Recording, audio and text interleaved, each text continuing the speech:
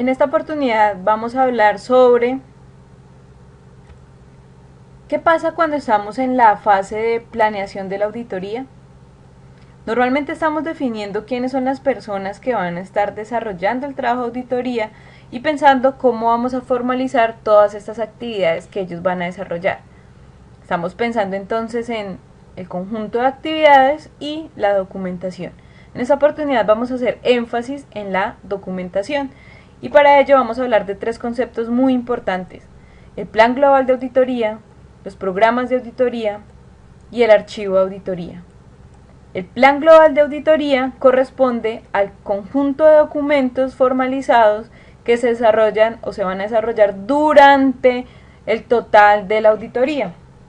Ese plan global de auditoría incluye documentos tales como la propuesta de auditoría, la carta de aceptación e inclusive el contrato de aceptación del trabajo de auditoría, los programas de auditoría y todos aquellos elementos que me permitan la emisión del informe, y en el caso del aseguramiento, ese informe que va amarrado con una opinión. Respecto a los programas de auditoría, decimos que un programa de auditoría incluye el conjunto de actividades, procedimientos y técnicas que se deben desarrollar para la obtención de la evidencia suficiente y competente para poder determinar una opinión o presentar un informe al final. También debe incluir los requerimientos de recursos humanos, físicos y de tiempos, así como la determinación del objetivo, el alcance y los resultados que se esperan del trabajo de auditoría. Todo esto está orientado entonces a la obtención de evidencia. Y sabemos que la evidencia es aquella certeza manifiesta y perceptible sobre un hecho específico que nadie puede racionalmente dudar de ella.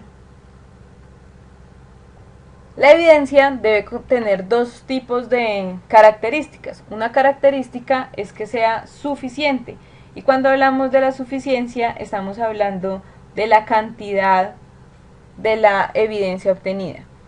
Esto es contar con un número suficiente de elementos de prueba para que el auditor pueda mantener sus constataciones y recomendaciones. La evidencia será suficiente cuando, por los resultados de la aplicación de una o varias pruebas, el auditor adquiere certeza razonable de que los hechos revelados están satisfactoriamente comprobados. Pero no solamente es necesaria la suficiencia o la cantidad, sino también la calidad. Y la calidad es el concepto de competencia o el carácter cualitativo de la misma. La evidencia es competente si es válida y relevante, por lo que el auditor deberá evaluar cuidadosamente si existen razones para dudar de estas cualidades. Pero, ¿cómo obtenemos la evidencia? La evidencia la podemos obtener a través de la aplicación de diferentes técnicas o conjuntos de técnicas como procedimientos o la realización de diversos tipos de pruebas. Vamos a hablar entonces de las pruebas de auditoría. Existen dos grupos grandes de pruebas de auditoría, que son las pruebas de cumplimiento, que son aquellas orientadas a la comprobación de uno o más procedimientos de control interno que estaban en operación durante el periodo auditado y que incluyen la verificación de que los procedimientos y sistemas de control interno están funcionando con eficiencia y que han estado funcionando durante todo el periodo objeto de la auditoría. Por el otro lado, también tenemos otro tipo de pruebas que son las pruebas sustantivas, que tienen como objeto obtener evidencias relacionadas con la existencia, integridad, propiedad, valuación y presentación de la información auditada. También es importante hablar de las técnicas y decimos que una técnica es aquel método usado por el auditor para recolectar la evidencia. Algunos ejemplos incluyen la revisión de documentación, entrevistas, cuestionarios, análisis y observación física. Vamos a ver algunos de los ejemplos más utilizados en auditoría. Están las técnicas verbales o testimoniales, que consisten en obtener información oral mediante averiguaciones o indagaciones dentro o fuera de la entidad durante una auditoría. y el auditor deberá aplicar frecuentemente este tipo de técnicas, pero teniendo en cuenta que debe documentarlas muy bien y que normalmente la aplicación de estas técnicas pocas veces es de confiarse por sí solas. Algunas de las técnicas verbales más utilizadas son la entrevista, la encuesta o cuestionarios, que normalmente es la aplicación de preguntas relacionadas con las operaciones del ente auditado para conocer la verdad de los hechos, situaciones u operaciones. Están las técnicas documentales, que consisten en obtener información escrita para soportar afirmaciones, análisis o estudios realizados por los auditores. Este tipo de pruebas pueden ser por lo menos la comprobación o confirmación, que normalmente radican en corroborar la verdad, certeza o probidad de los hechos, sucesos, situaciones u operaciones que suceden dentro de la empresa. También tenemos el conjunto de las pruebas físicas, que consisten en la verificación directa, ya sea a través de un examen físico u ocular, de las operaciones, situaciones, hechos, activos, transacciones o actividades de la empresa.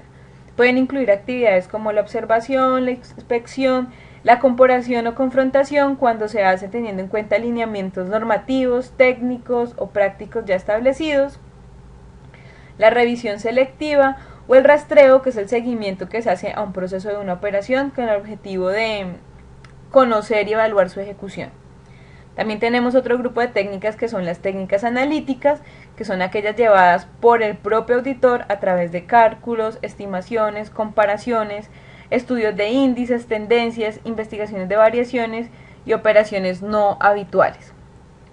Cuando utilizamos un conjunto de técnicas, podemos decir que estamos hablando de unos procedimientos, y los procedimientos están contenidos dentro de los programas de auditoría.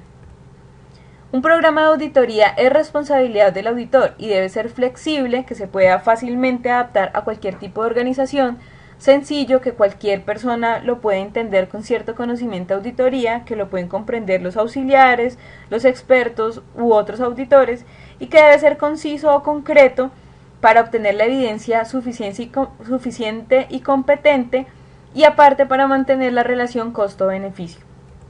El programa de auditoría consiste en el conjunto de pasos que me van a llevar a mi meta, que es la emisión del informe, que en muchos casos incluye la opinión cuando estamos hablando de trabajos de aseguramiento.